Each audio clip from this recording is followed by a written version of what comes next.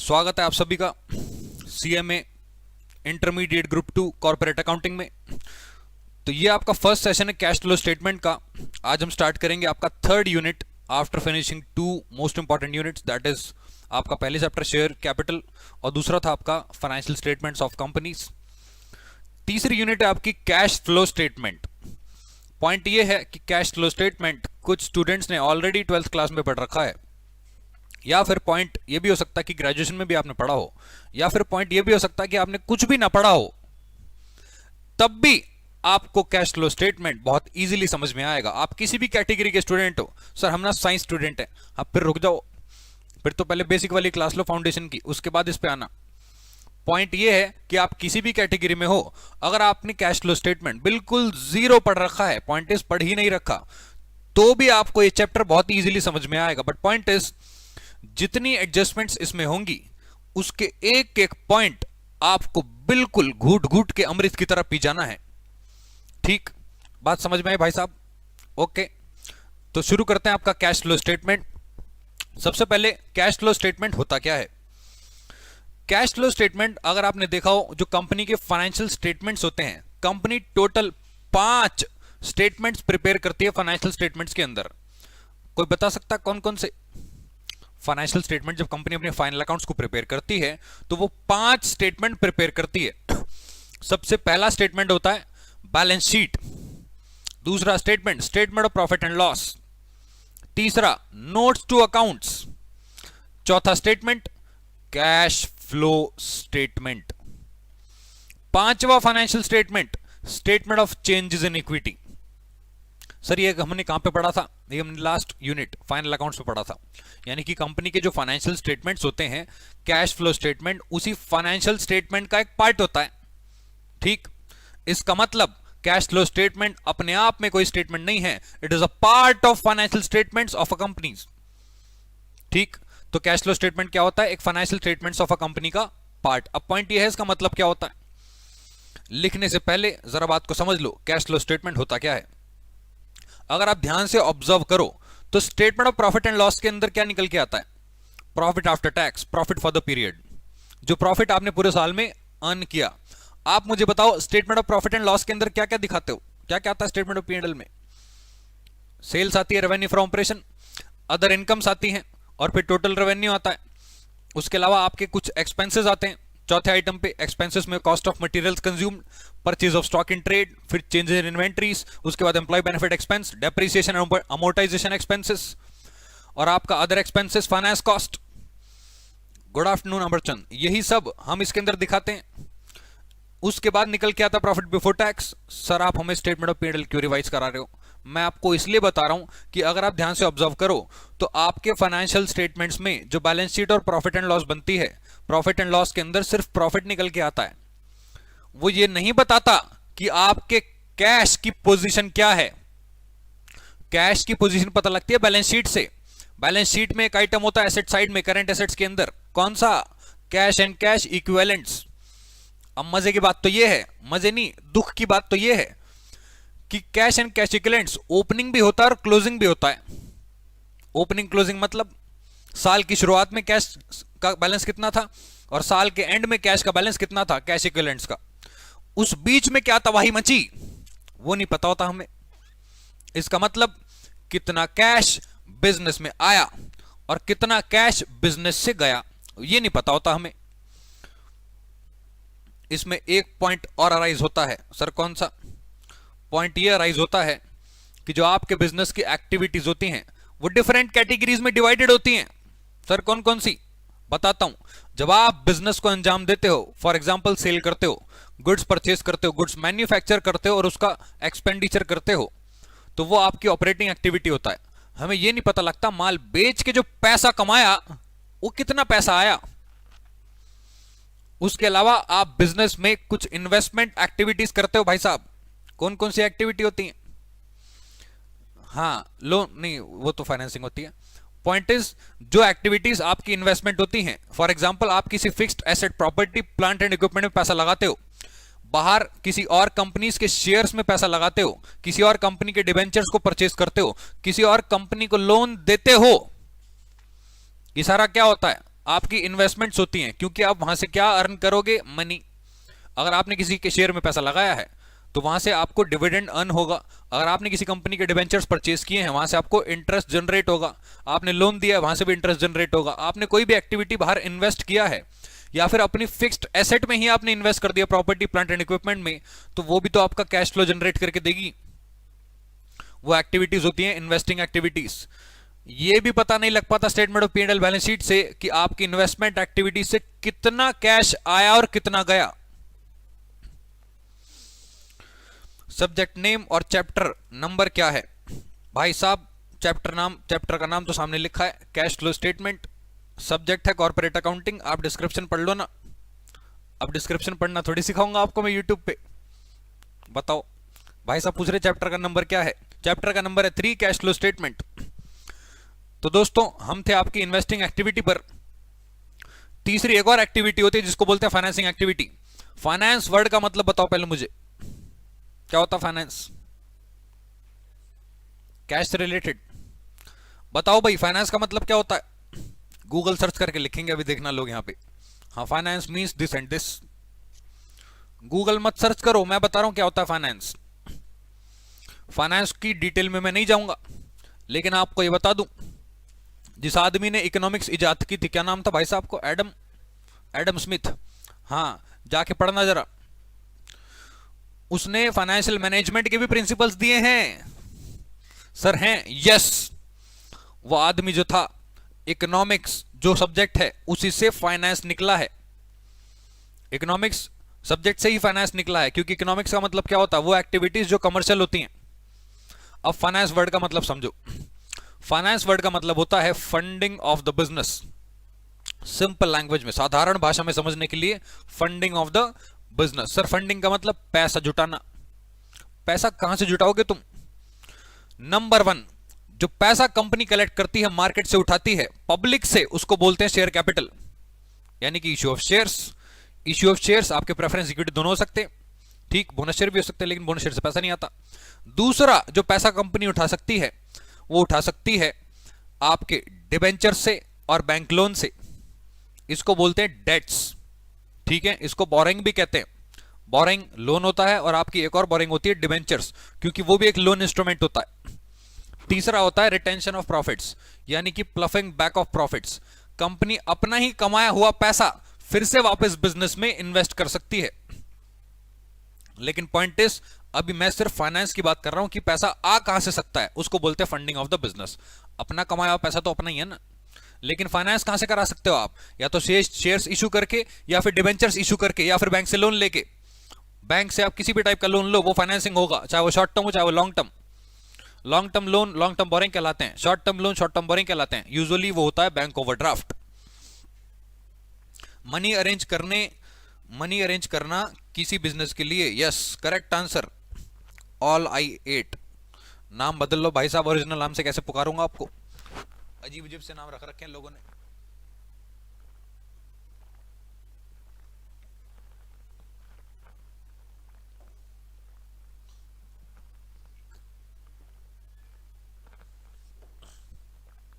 हाँ जी, तो यहां पे तीनों एक्टिविटी से आपके कैश का फ्लो ना पता नहीं लग पाता कि कैश हमारे पास कितना आया कितना गया। इसीलिए, इसी पर्पस के लिए, और स्पेशली ऑडिट के बाद के पर्पस के लिए, क्योंकि जब ऑडिटर को फाइनेंशियल स्टेटमेंट दिखाए जाते हैं, या फिर उस मीटिंग में जब फाइनेंशियल स्टेटमेंट्स प्रिपेयर होते हैं, तो अगर आप कैश फ्लो की डेफिनेशन देखो, तो उस एक टेक्निकल डेफिनेशन में साफ साफ लिखा है कि cash flow statement is put on the face of financial statements. सबसे पहले, P&L से भी पहले और बैलेंस शीट से भी पहले क्या रखा जाता है? Cash flow statement. तो कैश फ्लो स्टेटमेंट एक बहुत ही इंपॉर्टेंट फैक्टर है, एक बहुत ही इंपॉर्टेंट टूल है, किसके लिए? एनालिसिस करने के लिए फाइनेंशियल स्टेटमेंट्स का। ठीक, तो शुरू करते हैं आपका chapter finally, cash flow statement.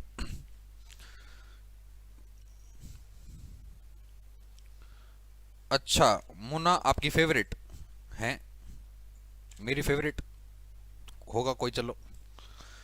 Sir, ये FM और कॉमर्स अकाउंट्स दोनों में सेम ही है? अच्छा, ओम का क्वेश्चन है कि सर कैश फ्लो स्टेटमेंट जो चैप्टर है फाइनेंशियल मैनेजमेंट में भी है, पढ़ना है हमें, और आप भी पढ़ा रहे हो कॉर्पोरेट अकाउंटिंग में, तो दोनों में क्या सेम है? यस, 100% तो मैं नहीं कह सकता सेम है, लेकिन कंपैरेटिवली जो कॉर्पोरेट अकाउंटिंग है उसमें इसका क्वेश्चन बड़ा आता है। ठीक है, किससे? फाइनेंशियल मैनेजमेंट से। ऑल दो वेटेज अगर आप देखो तो 10 नंबर का क्वेश्चन ये डाल ही देते हैं, फाइनेंशियल मैनेजमेंट में 6 से 8 नंबर का आता है। हालांकि सारे एडजस्टमेंट्स ऑलमोस्ट सेम है, ऑलमोस्ट क्या 100% ही सेम है। बट यहाँ पे क्योंकि इंडेस भी इंट्रोड्यूस हो चुका है तो आपको थोड़ा सा स्लाइटली, मैं एफएम के टीचर को बुराई नहीं कर रहा, हाँ मैं कह रहा हूँ थोड़ा स्लाइटली थोड़ा सा ज्यादा पढ़ने को मिलेगा कॉर्पोरेट अकाउंटिंग में। ठीक है, यस। तो दोस्तों शुरू करते हैं आपका finally cash flow statement. Heading डाल ली जाए, हेडिंग डाल लीजिए कैश फ्लो स्टेटमेंट। लिखो introduction.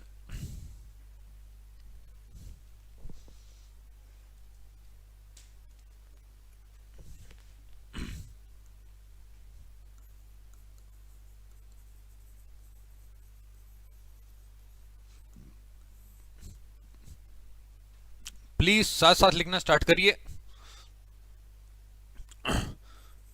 Cash flow statement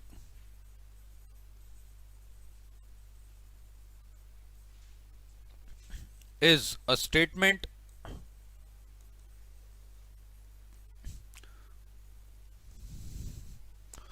that shows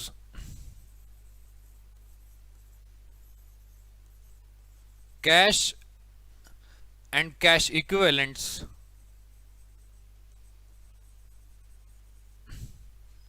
that shows inflows and outflows, that shows inflows and outflows of cash and cash equivalents.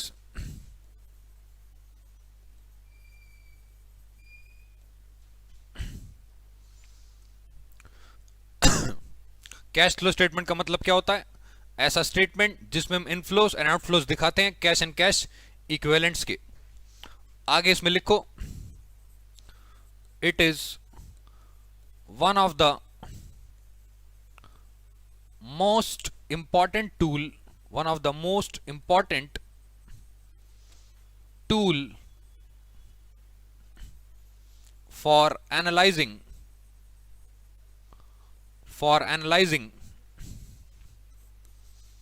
the financial statements,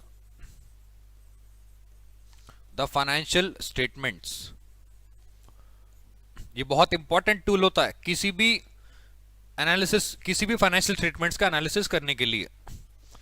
आगे लिखो, please साथ साथ note करते रहना, मैं आपको बहुत ही कम टाइम दूंगा लिखने का। सर कम क्यों? क्योंकि आप साथ साथ लिख रहे हो, सारी चीजें ऑलरेडी मैं एक्सप्लेन कर चुका होता हूं और वो उसी को मैं लिख देता हूं बाद में। सर अभी वीडियो की प्लेलिस्ट बना दीजिए, ढूंढने में इजी रहेगा। राजवीर जी प्लेलिस्ट नहीं बन सकती, ये वीडियो सिर्फ लाइव आएगा, बाद में इसको हटा दिया जाएगा। यूट्यूब पे नहीं पड़ा रहता, ये लाइव देखो और उसको नोट करो और पढ़ो, दैट्स इट। प्लेलिस्ट चाहिए तो फिर आप कोर्स में आओ हमारे। आगे, it is one of the most important tool for analysing the financial statements. आगे लिखो,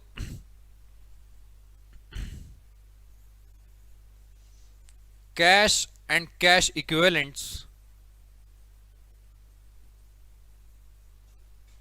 includes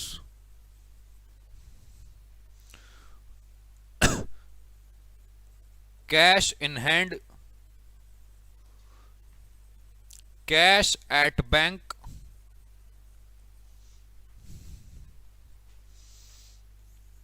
and marketable securities,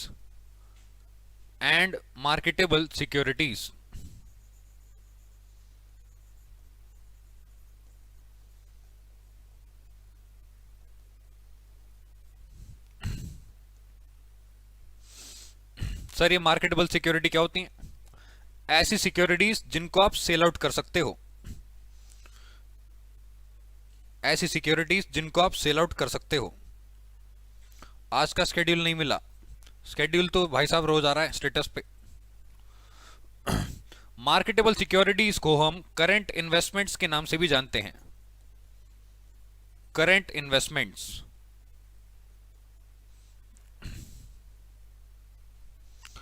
अगला पॉइंट लिखो,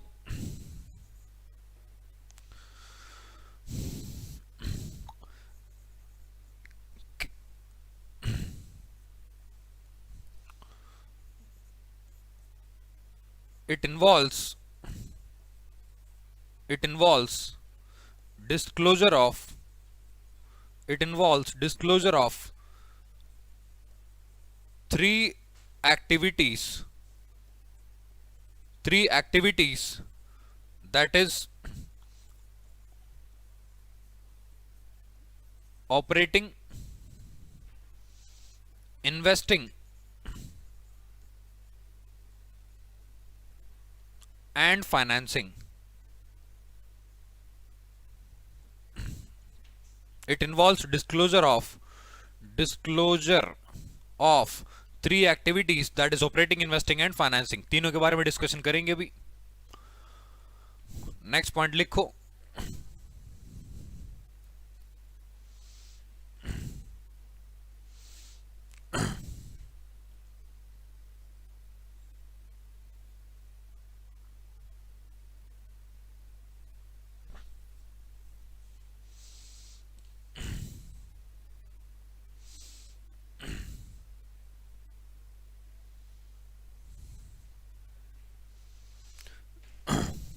नेक्स्ट पॉइंट लिखो, in India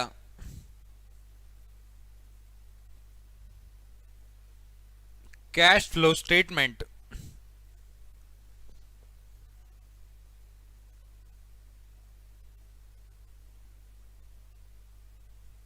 in India cash flow statement is issued by is guided by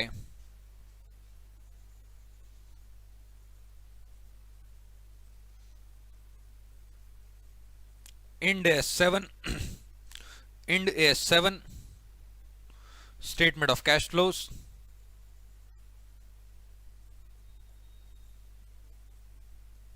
Ind AS 7 statement of cash flows and AS 3 accounting standard 3 accounting standard 3 for companies to which Ind AS 7 is not applicable.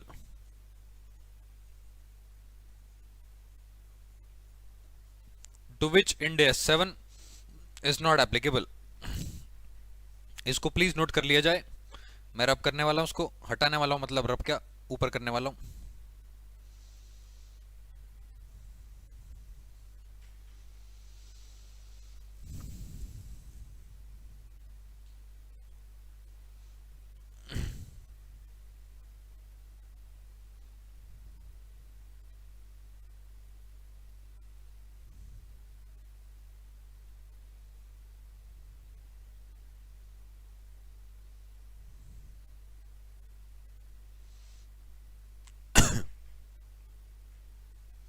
Yes, have you noted it down?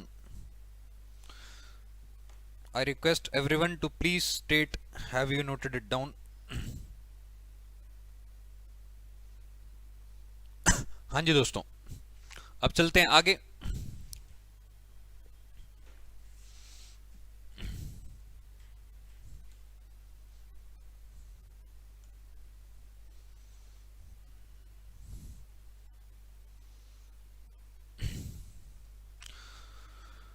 Yes, आगे लिखो अगला topic, objective of AS3। तो अब हम शुरू करेंगे आपका cash flow statement as per accounting standard 3। Sir इसमें इंड एस नहीं है क्या? है, इंड एस के 2 ही क्वेश्चन है, वो भी एक मैंने डाला है। पॉइंट इज कि आपका अभी जो कैश फ्लो स्टेटमेंट कवर्ड है उसमें मेजॉरिटी जो पोर्शन है वो अकाउंटिंग स्टैंडर्ड 3 का है, यानी कि कैश फ्लो स्टेटमेंट आपको कैसे सीखना है, as per accounting standard 3। Sir as कौन बनाता है? एएस के बारे में हम पढ़ चुके हैं ऑलरेडी। सर कहाँ पढ़ा है? नहीं पढ़ा तो सुन लो। एएस इशू करता है हमारा फाइनेंशियल अकाउंटिंग स्टैंडर्ड बोर्ड, ठीक है सर। वो किसका है? Institute of chartered accountants of India. तो लिखो, हेडिंग डाल लो, accounting standard 3, AS3, cash flow statement. AS3 cash flow statement revised AS3 cash flow statement revised.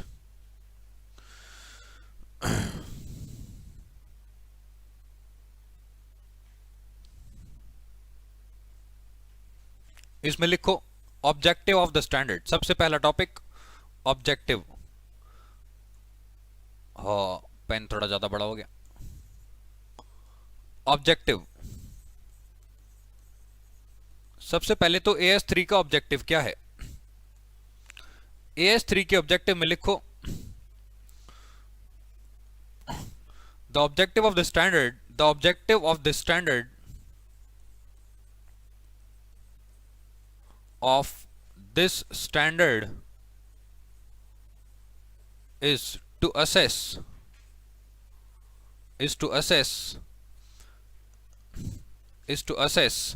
an enterprise ability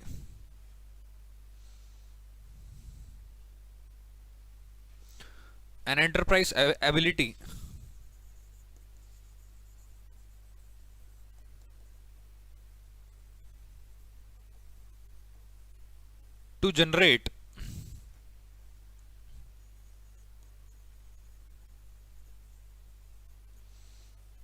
positive future cash flows. Positive future cash flows.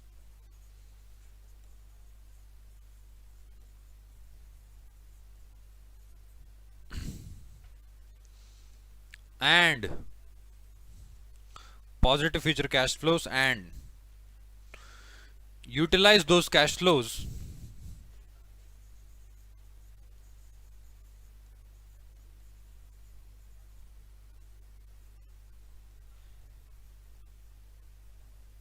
effectively.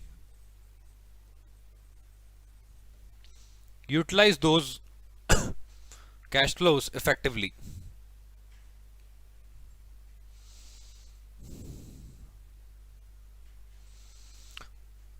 आगे लिखो scope of the standard. अगला topic है आपका scope.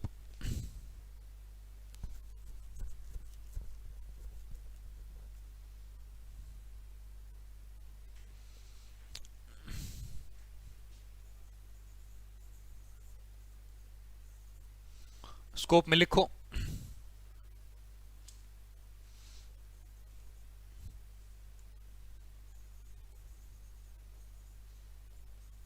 scope of the standard is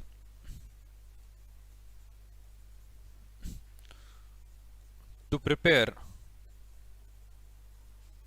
a statement of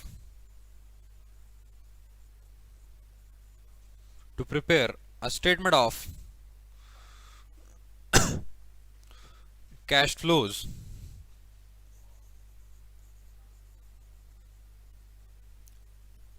as per the compliance and provisions of Companies Act 2013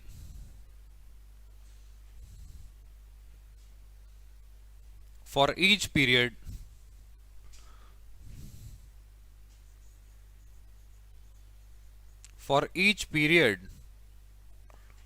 for which financial statements are prepared.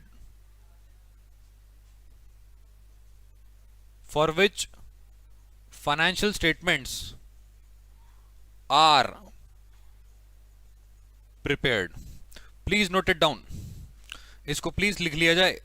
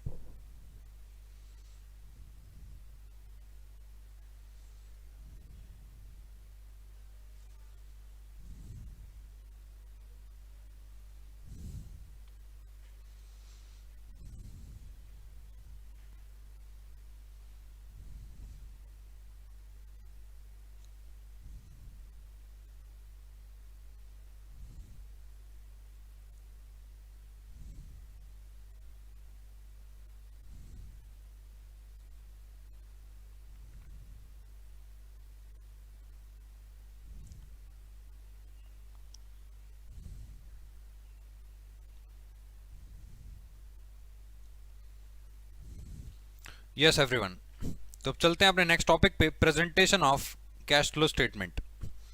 I hope आपने इसको लिख लिया है, you have already noted down.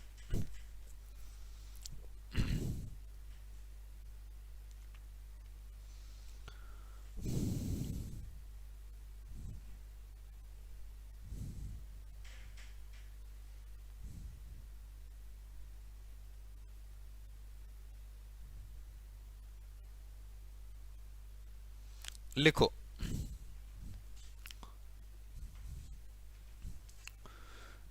Heading डाल लो, presentation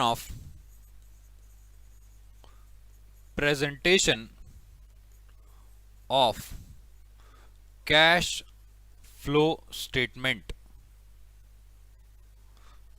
दोस्तों मैं आपको बता रहा हूं, जितना मॉड्यूल में दे रखा है उतना आपको पढ़ने की जरूरत नहीं है।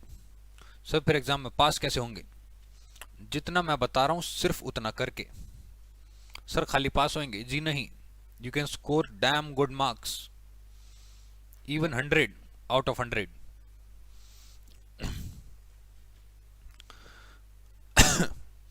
इसमें लिखो, all business activities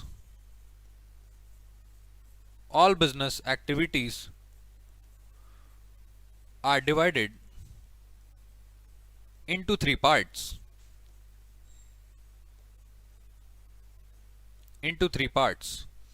पहला, cash flow from operating activities।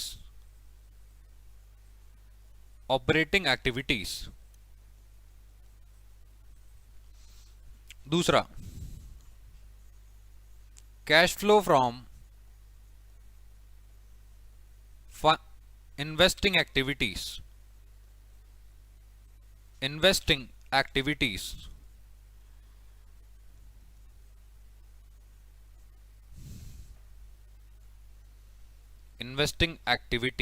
Activity में मच गई तबाही, एक्टिविटी को ठीक करो। तीसरा लिखो, कैश फ्लो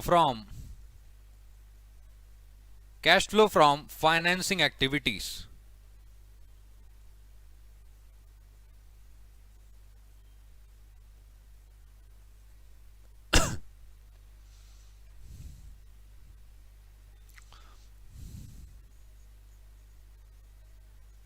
अदर इंफॉर्मेशन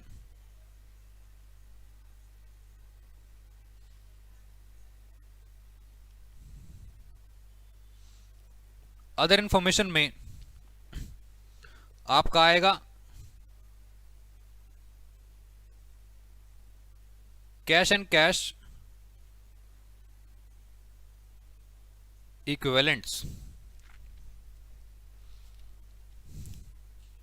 अब एक एक करके समझते हैं तीनों एक्टिविटीज का मतलब क्या होता है।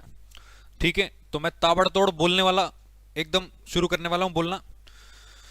ठीक है, हो सकता है आधे घंटे तक बोलता ही रहूं या फिर 15 मिनट, 15 to 20 मिनट्स, 30 मिनट्स मैं लगातार बोलूंगा। तीनों एक्टिविटीज आपको घोट घोट के पिला दूंगा, और जब तीनों एक्टिविटीज आप पी लोगे तो हम लिखेंगे इन तीनों के अंदर कौन कौन सी एक्टिविटीज होती हैं। ठीक है, यहां तक प्लीज नोट कर लो, इसके बाद मैं बोलना शुरू करता हूं।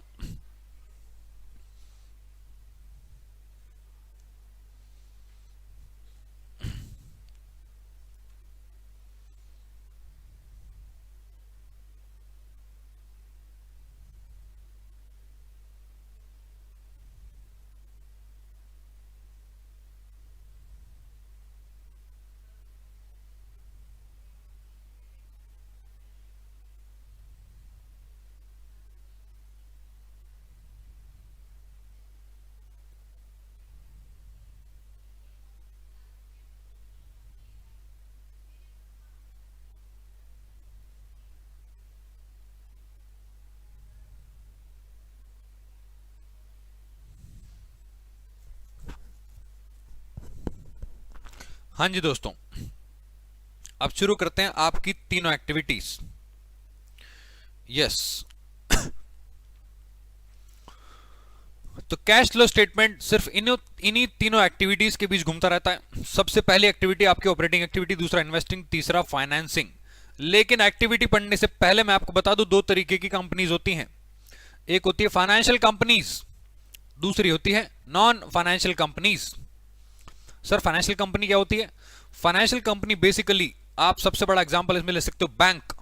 फाइनेंशियल कंपनीज वो कंपनी होती हैं जिसका मेन काम पब्लिक से डिपॉजिट एक्सेप्ट करना होता है, दूसरों को लोन्स प्रोवाइड करना होता है, दूसरों के बिजनेस में फंड्स को इन्वेस्ट करना होता है, सो दैट वो दूसरों की फंडिंग ऑफ द बिजनेस कर सकें और वहां से इंटरेस्ट अर्न कर सकें। पब्लिक डिपॉजिट का मतलब क्या होता है? जैसे कोई बैंक है, एसबीआई, कोई भी बैंक ले लो, मैं किसी का प्रमोशन थोड़ी कर रहा हूं।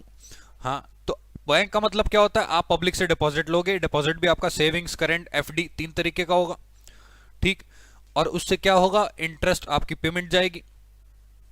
आप दूसरों को लोन दोगे, बिजनेसेस को, इंडिविजुअल्स को और आपके बाकी पार्टीज को, वहां से इंटरेस्ट जनरेट होगा। इसके अलावा बैंक का क्या काम होता है? बैंक चार्जेस, कमीशन कलेक्ट करना। तो यही सारे बैंक की, यही सारे किसी भी फाइनेंशियल इंस्टीट्यूशन की एक्टिविटीज होती हैं जिनको हम ऑपरेटिंग एक्टिविटी कहते हैं, जो मेन काम होता है बिजनेस का, ठीक है।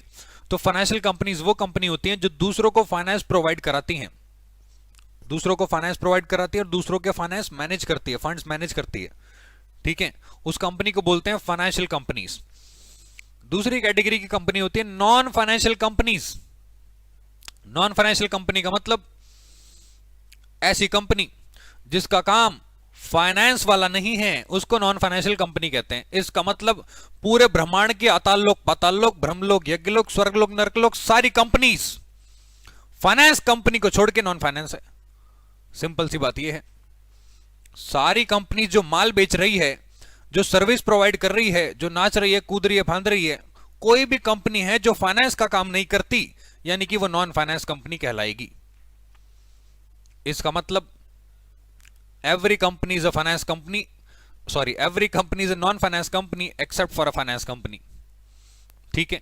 तो ये थी आपकी non finance companies. For example हमारी भी कौन सी कंपनी? ई कॉन्सेप्ट। हम क्या बेच रहे हैं? क्लासेस। तो ये क्या है? Non finance company. अब कल को हम बैंक खोल के बैठ जाएं, आपको लोन दे, आओ लोन लो हमसे, आपसे पब्लिक डिपॉजिट करवाएं, एक्सेप्ट करवाएं, पैसा जमा करो हमारे अकाउंट में, मतलब अकाउंट खुलवाओ, पैसा जमा करो, हम आपके फंड्स मैनेज करेंगे। तो हम भी कौन सी कंपनी बन जाएंगे? Financing company. इसको बोलते हैं difference between financing and non financing company. अब बात यह है कि फाइनेंशियल कंपनी की ऑपरेटिंग, इन्वेस्टिंग, फाइनेंसिंग एक्टिविटीज कौन सी होती हैं और नॉन फाइनेंशियल कंपनीज की ऑपरेटिंग, इन्वेस्टिंग, फाइनेंसिंग एक्टिविटी कौन सी होती हैं? सर दोनों की अलग होती हैं? यस। सर कॉमन भी हो सकती हैं? यस।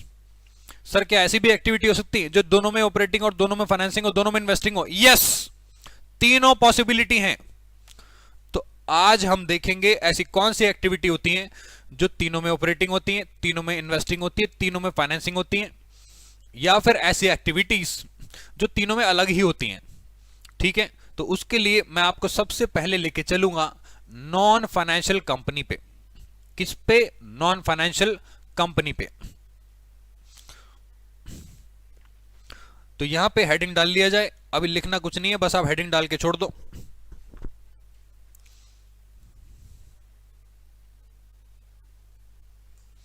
हेडिंग डाल लो, नॉन फाइनेंशियल कंपनीज।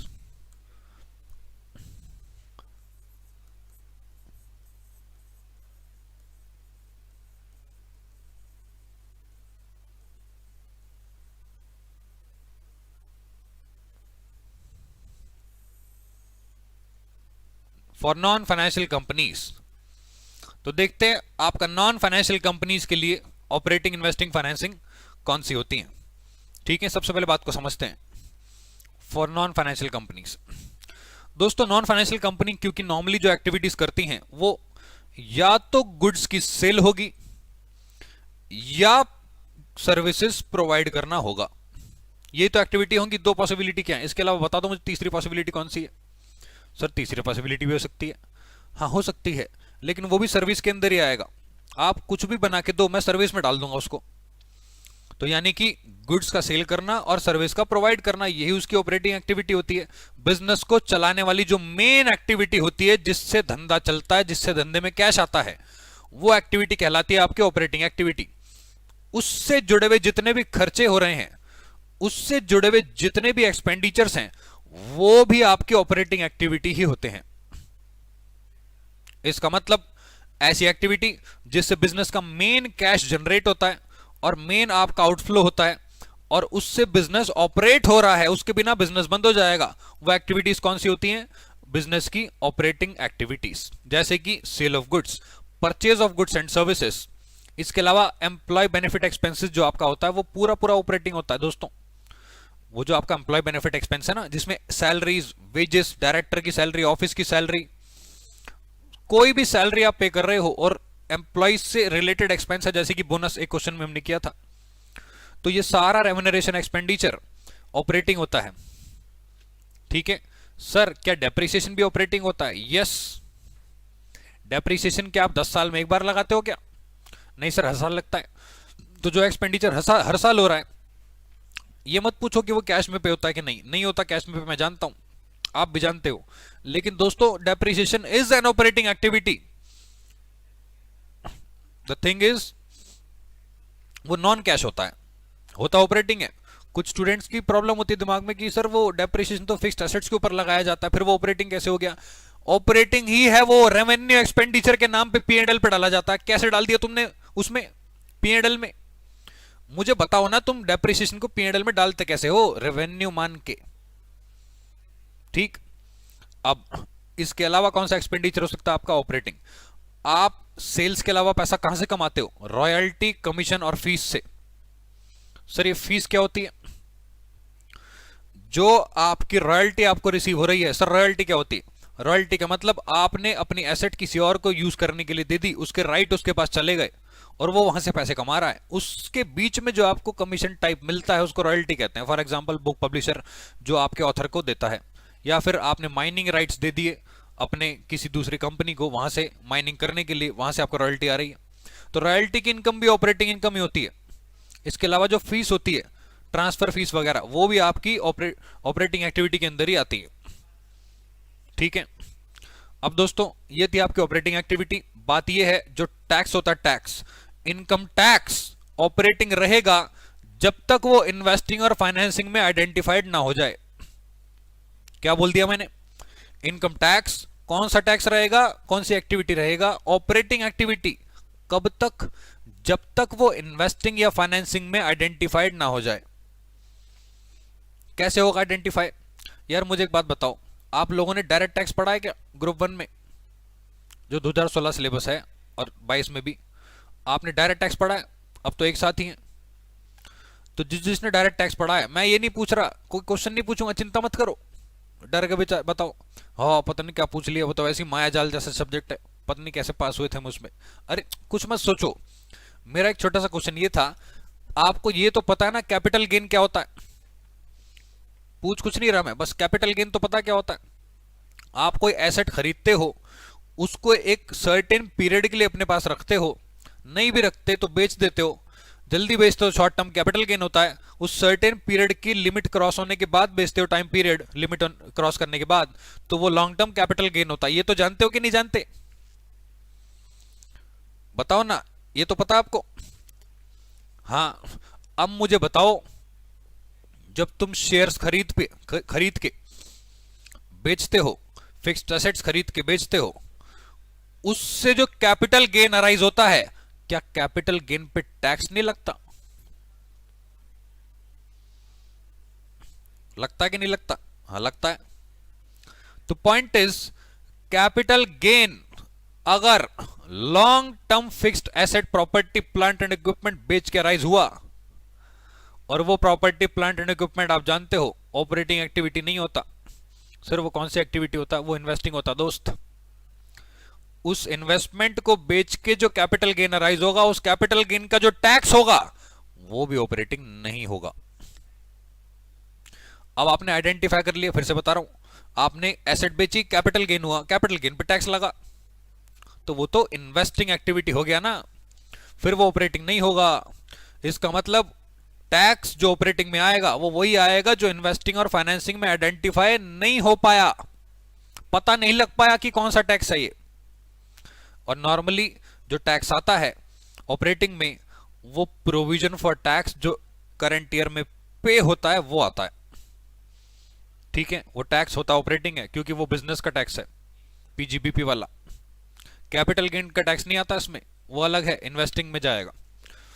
ऐसे ही दोस्तों फाइनेंसिंग पे भी जो टैक्स लगता है वो भी आपका फाइनेंसिंग एक्टिविटी में आइडेंटिफाई किया गया है। तो ऑपरेटिंग में वो सारी एक्टिविटीज आएंगी जो ऑपरेटिंग होती हैं, या फिर वो इन्वेस्टिंग और फाइनेंसिंग नहीं होती। क्या बोला मैंने? ऑपरेटिंग में वो एक्टिविटीज आएंगी जो इन्वेस्टिंग और फाइनेंसिंग नहीं होती, और जो ऑपरेटिंग होती हैं तो वो तो आएंगी ही। ठीक है, तो एक काम करते हैं, एक बार लिख लेते हैं कि ऑपरेटिंग एक्टिविटीज कौन कौन सी होती हैं। ठीक है, लिखो cash flow from operating activities.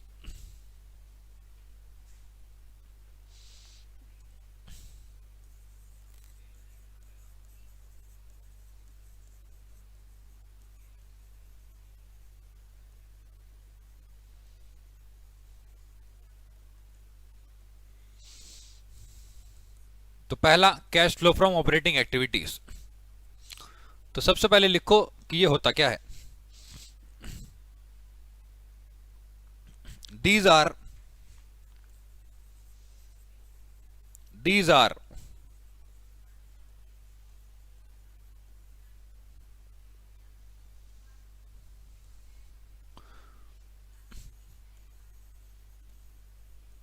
principal revenue generating activities.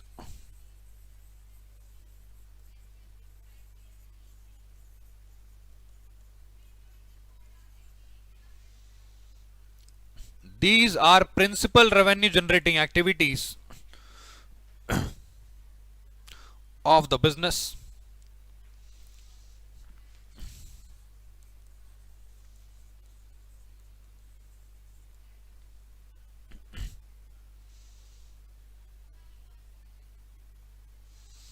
Therefore,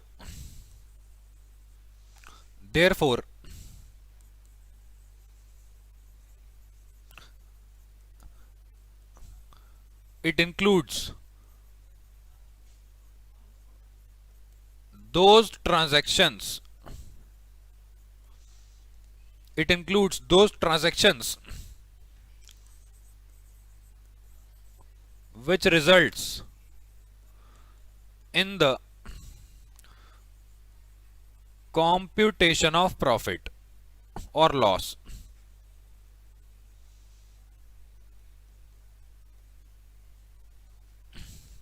दोस्तों ऐसी एक्टिविटीज जो प्रॉफिट और लॉस निकालने के लिए करी जाती हैं उसको बोलते हैं ऑपरेटिंग एक्टिविटीज। अब इसमें लिखो एग्जाम्पल्स।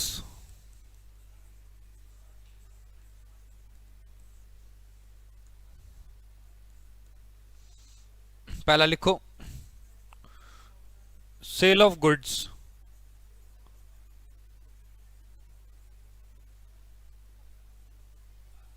और rendering of services.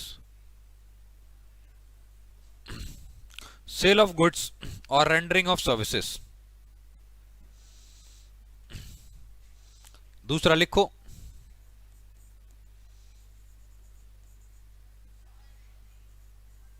Cash receipts from royalty fees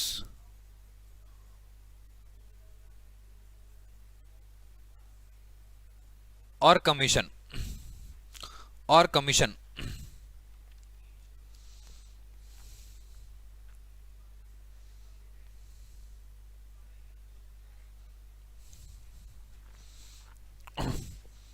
इसमें लिखो third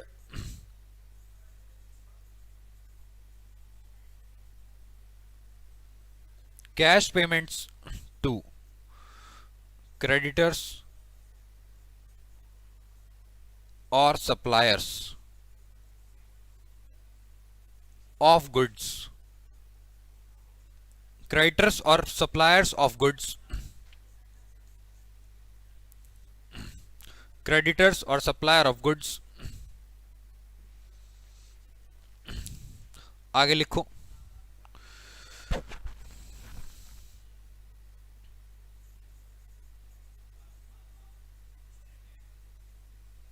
cash payments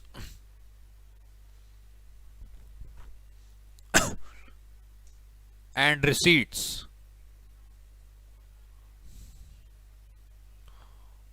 to and on behalf of employees.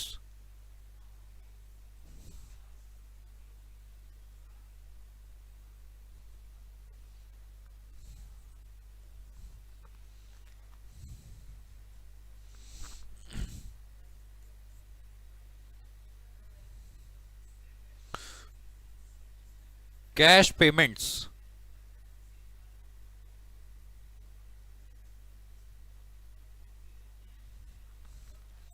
or refunds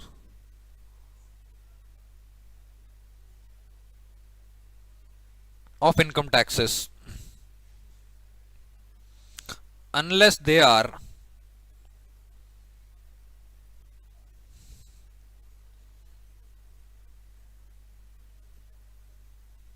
specifically identified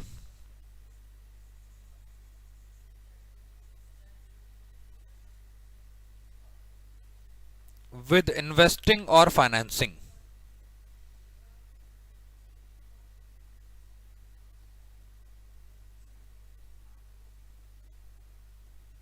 activities.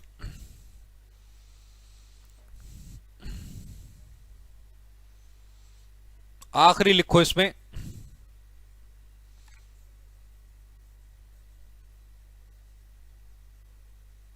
cash payments and receipts.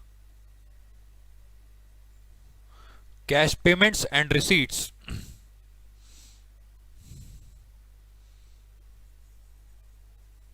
from contracts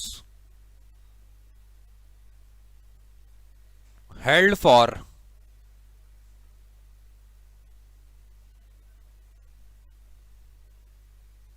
trading purposes.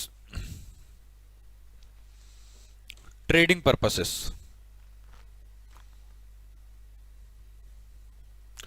इसको please note down कर लिया जाए।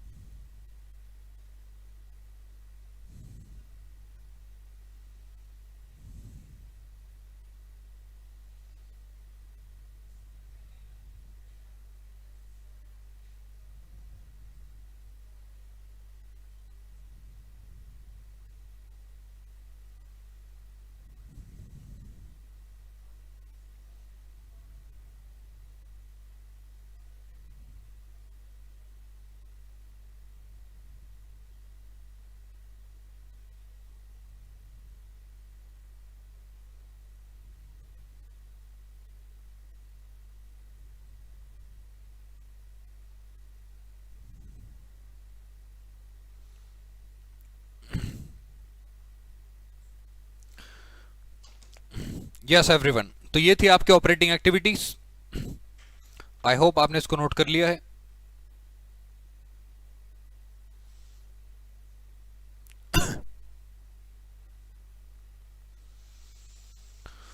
तो चलें आगे अपने अगले स्टेप पे, that is investing activities.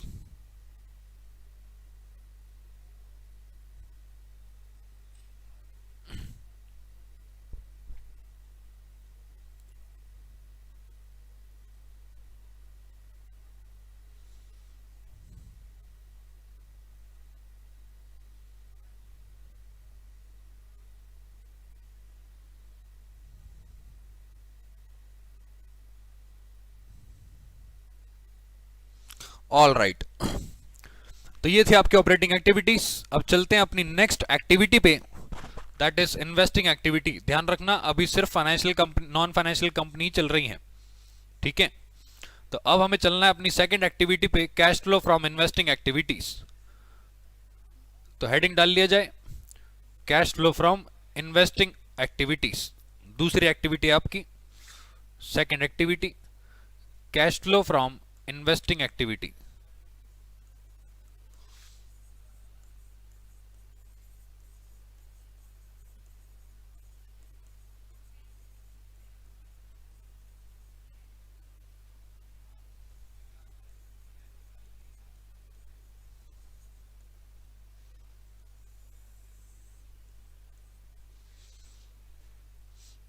Cash flow from investing activities. अब दोस्तों इन्वेस्टिंग एक्टिविटी क्या होती है? देखो, जो नॉन फाइनेंशियल कंपनीज है, जो नॉर्मल कंपनी होती है, आम आदमी कंपनी, नॉर्मल कंपनी का मतलब क्या है? जो गुड्स एंड सर्विसेज प्रोड्यूस करके सेल आउट कर रही है। इस सिचुएशन में अगर वो इस एक्टिविटी के अलावा बाहर कुछ पैसा लगा देती है अपना बचा हुआ, या कुछ additional source of income create करने के लिए वो बाहर पैसा लगा देती है। फॉर एग्जाम्पल, आप किसी और कंपनी के शेयर्स में इन्वेस्ट कर सकते हो, किसी के डिबेंचर्स में इन्वेस्ट कर सकते हो, डिपॉजिट कर सकते हो बैंक में पैसा, बॉन्ड्स खरीद सकते हो, प्रॉपर्टी में भी इन्वेस्ट कर सकते हो। लेकिन सब प्रॉपर्टी तो बिल्डिंग होती है। बात को समझे नहीं आप? जिस बिल्डिंग में आप काम कर रहे हो, ऐसा थोड़ी करोगे कि आप आत्मा अलग हो जाएगी, शरीर अलग हो जाएगा और चार बिल्डिंग में बैठेंगे, चार पार्ट, टांग यहां रखी है, मुंह वहां रखा है दूसरी बिल्डिंग में। ऐसा थोड़ी होगा। इसका मतलब यह है कि अगर आप ऐसी प्रॉपर्टी में पैसा इन्वेस्ट करते हो जिसका यूज आप ऑफिस पर्पस के लिए नहीं करते, उसको रेंट पे चढ़ा रहे हो रेंटल इनकम अर्न करने के लिए, तो वो बिल्डिंग में इन्वेस्टमेंट, वो प्रॉपर्टी प्लांट एंड इक्विपमेंट में इन्वेस्टमेंट जो होगा, वो भी आपकी इन्वेस्टिंग एक्टिविटी होगा। ठीक? तो इन्वेस्टिंग एक्टिविटी वो नहीं होता खाली ऑफिस की बिल्डिंग खरीद ली, ऑफिस की बिल्डिंग में पैसा लगाया, नहीं। दूसरी रेंटल प्रॉपर्टीज में भी अगर आप पैसा लगाते हो और वहां से रेंट जनरेट करते हो, तो वो भी कैसी एक्टिविटी है? Investing activity. उम्मीद करता हूं आपको इन्वेस्टिंग एक्टिविटी का मतलब समझ में आया होगा। ठीक है, तो अब इसमें लिखो इन्वेस्टिंग एक्टिविटी में क्या क्या आता है। तो लिखो सबसे पहले इन्वेस्टिंग एक्टिविटी क्या होती है। ओ, अभी गिरने वाला था मैं। लिखो activities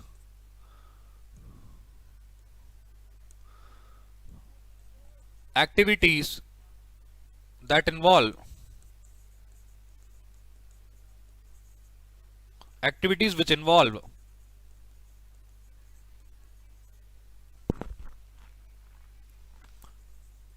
sale and disposal of long term assets or other investments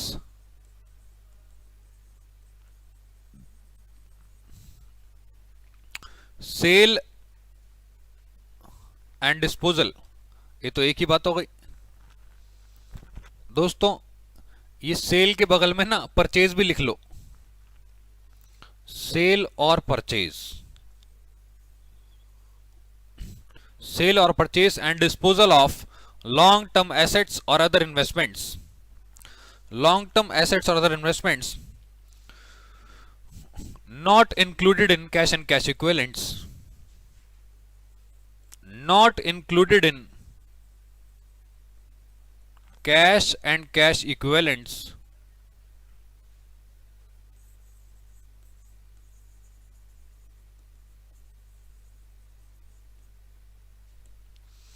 अब पॉइंट ये है कि सर आपने ये क्यों लिखवाया कि not included in cash and cash equivalents. यार point is, cash and cash equivalent के अंदर ना शॉर्ट टर्म इन्वेस्टमेंट्स आती हैं, करेंट इन्वेस्टमेंट्स। तो जब वो कैश एंड कैश इक्विवेलेंट्स के अंदर इन्वेस्टमेंट आ रही हैं, तो वो इन्वेस्टिंग एक्टिविटी कैसे हो सकती है? वो तो खुद कैश है, यानी कि वो कैश के बराबर है। जल्दी से कैश में कन्वर्ट होने वाला जो आइटम होता है वो खुद एक कैश एंड कैश इक्विवेलेंट होता है। तो पॉइंट इज, वो इन्वेस्टिंग एक्टिविटी नहीं हो सकता। क्यों? क्योंकि वो कैश फ्लो जनरेट करके नहीं देगा। अभी इस बात को प्रूव करेंगे, पहले एक्टिविटीज लिख लो। अब इसमें लिखो एग्जाम्पल्स।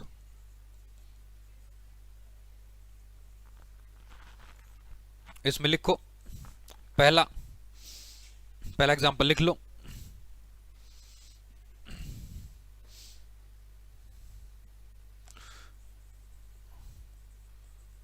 कैश पेमेंट, इसको सिंपल वे में लिखो, purchase of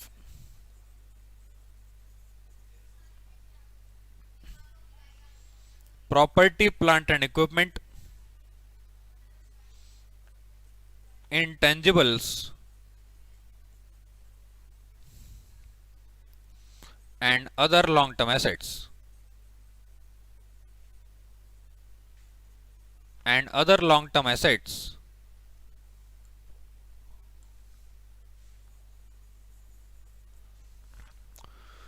in cash,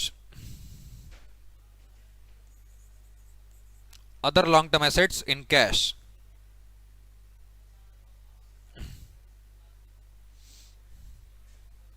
It includes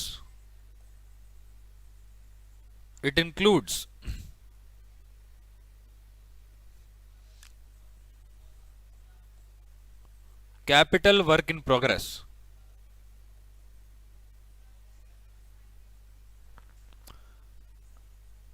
and self constructed assets.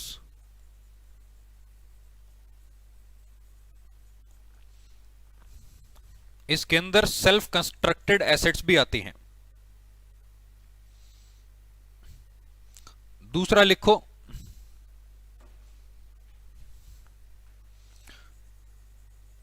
Cell of property plant and equipment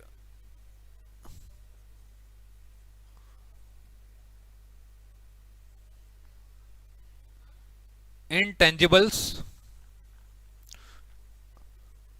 and other long term assets.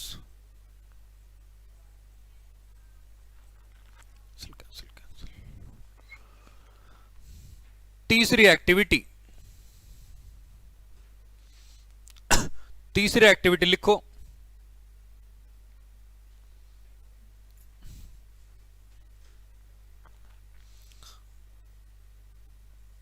Purchase of equity and other instruments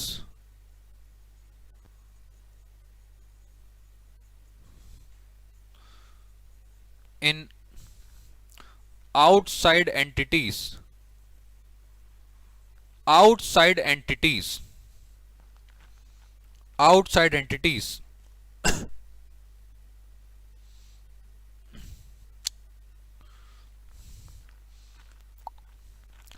आगे लिखो,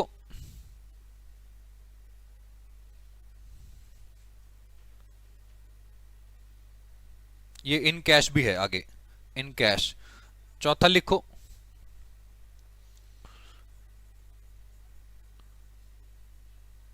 cash paid और advances made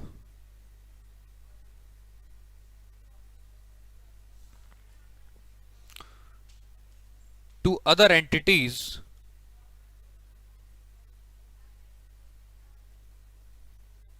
as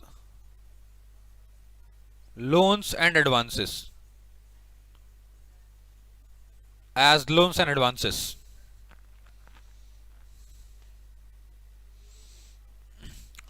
इसको मैं थोड़ा सा ऊपर कर रहा हूं।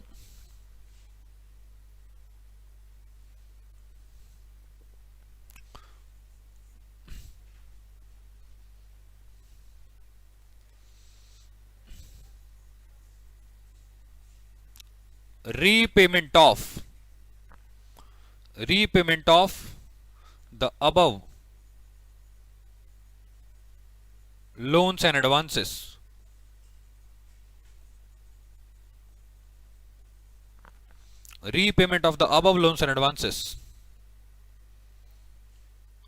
ब्रैकेट में लिख दो रिसीट्स।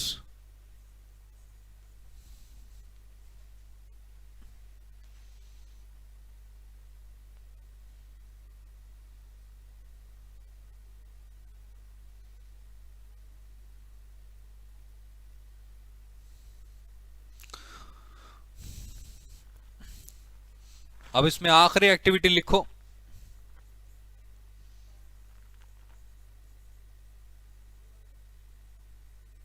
कैश पेमेंट्स और receipts from, ये 3 टाइप्स के कॉन्ट्रैक्ट्स हैं।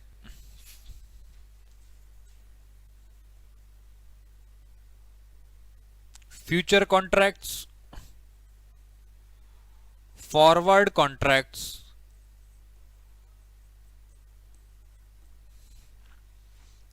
And option contracts.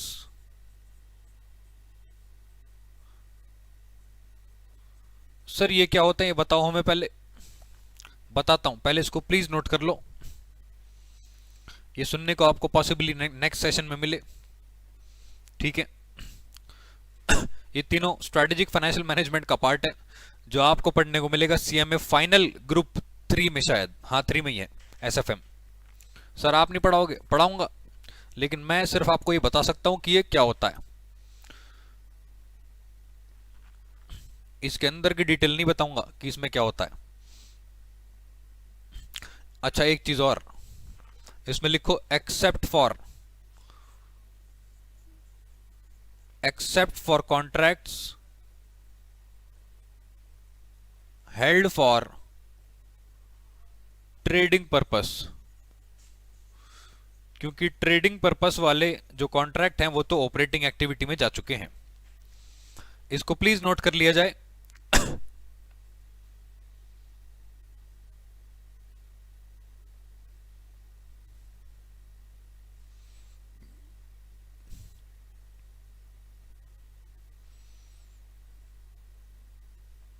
उसके बाद हम देखेंगे फाइनेंशियल एक्टिविटीज या फिर financing activities.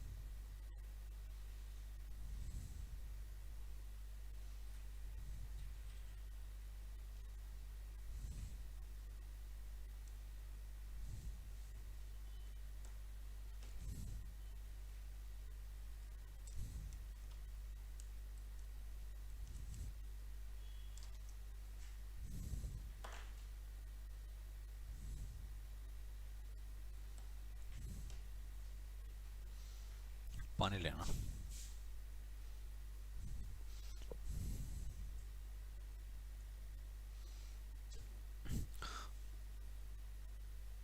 All right everyone, I hope आपने यहां तक इसको नोट कर लिया है।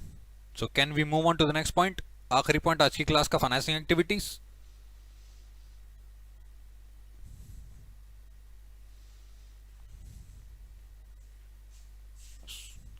Thank you.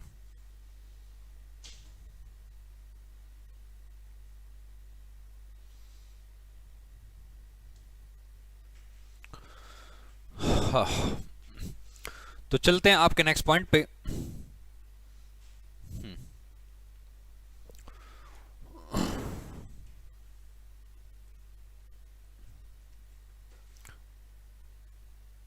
लो 3 पॉइंट्स मैंने आपके लिए छोड़ दिए। अब इसमें लिखो लास्ट एक्टिविटी, जो आपकी तीसरी एक्टिविटी है, that is cash flow from cash flow from financing activities. Sir आप ये तीनों कॉन्ट्रैक्ट्स नहीं बताओगे? नेक्स्ट सेशन में मैं बता दूंगा, क्योंकि इसको बोलने में 5 मिनट लग जाएंगे और आपको थोड़ा थोड़ा कुछ कुछ बोर्ड पे भी करना पड़ेगा। Cash flow from financing activities, वो तीनों कॉन्ट्रैक्ट्स शेयर मार्केट से रिलेटेड है। बाकी आप गूगल करके भी देख सकते हो, बट मैं फिर भी आपको बताऊंगा नेक्स्ट सेशन में। अब देखते हैं cash flow from financing activities क्या होती है। दोस्तों फाइनेंस का मतलब मैं आपको ऑलरेडी बता चुका हूं, फंडिंग ऑफ द बिजनेस। तो वो एक्टिविटीज जिस सोर्स से आप अपने बिजनेस को फंड्स करते हो उसको बोलते हैं financing activity. For example issue of shares, debentures, bonds, other instruments, या फिर borings from the banks, short term long term दोनों। तो बस यही आपकी फाइनेंसिंग एक्टिविटी होती है, इसके अलावा इसमें कुछ नहीं होता। ठीक है। एनीवन टेल मी कि सर ने कौन कौन से चैप्टर्स करा दिए? दीपांशु, एनीवन से क्यों पूछ रहे हो? आप सीधा रिसेप्शन पे फोन करो ना, उनसे ही पूछ लो, कॉन्टैक्ट डिटेल डाल दो भाई इसमें। दीपांशु पूछ रहे हैं कुछ, नंबर पे फोन करो और पूछो। हाँ जी, तो लिखो दोस्तों फाइनेंसिंग एक्टिविटीज। फाइनेंसिंग एक्टिविटी में लिखो activities that result into activities that result into size and composition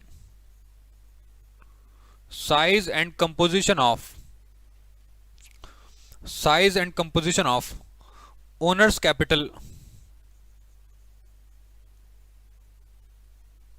owner's capital and borrowing of the business.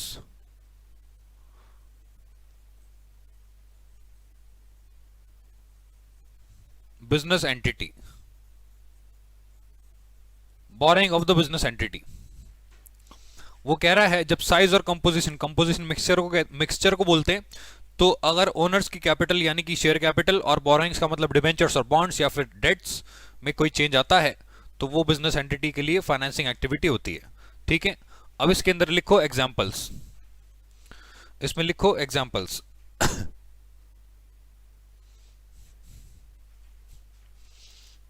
दो ही हैं इसके अंदर। ये क्या हो रहा है?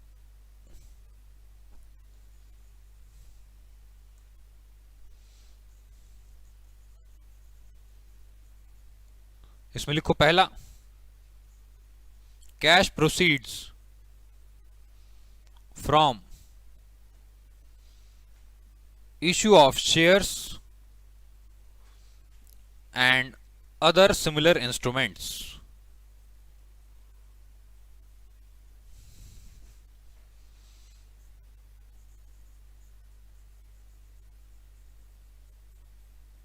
And other similar instruments. दूसरा लिखो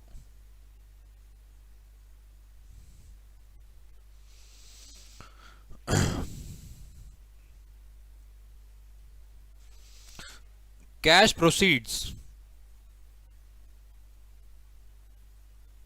from issue of loans,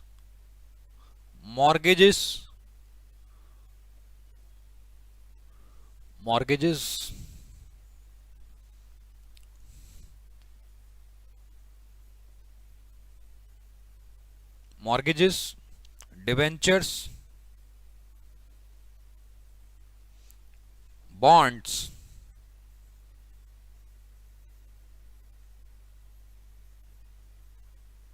whether long term or short term, whether long term or short term। ठीक। और इसके अलावा इसको मैं अब ऊपर कर रहा हूं, आप ऑलरेडी लिख चुके होंगे। रीपेमेंट्स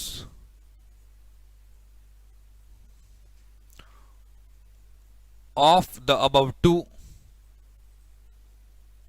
सेकंड पॉइंट में जो आइटम्स दिए उनकी रीपेमेंट्स भी करनी है आपको।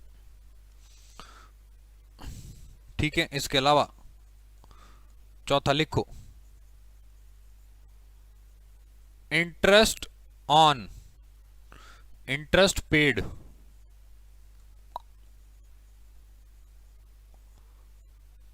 On the borrowings in two above. Sir आपने तो कहा था इसमें दो ही हैं, बाकी तो मैं अपनी तरफ से लिखवा रहा हूं। इन द टू अबव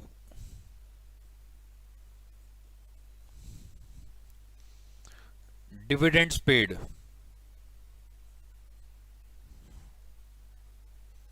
तो ये थी आपकी कुछ फाइनेंसिंग एक्टिविटीज जो आपके बिजनेस में फाइनेंस का रोल प्ले करती हैं। तो यहां तक था आपका कैश फ्लो स्टेटमेंट के तीनों एक्टिविटीज। इसको प्लीज नोट डाउन कर लिया जाए। और आज के सेशन में हम इतना ही रखेंगे। मिलेंगे आपसे नेक्स्ट सेशन में और देखेंगे preparation of cash flow statement, practical aspects.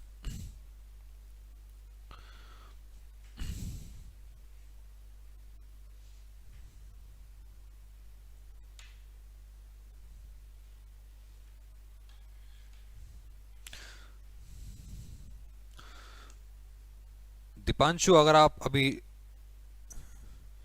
Line पे हो तो डिटेल्स आपको दे दी जाएंगी।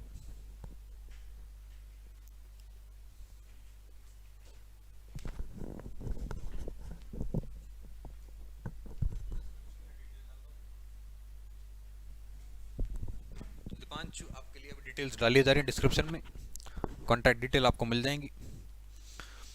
हाँ, बस 1 मिनट का वेट करो।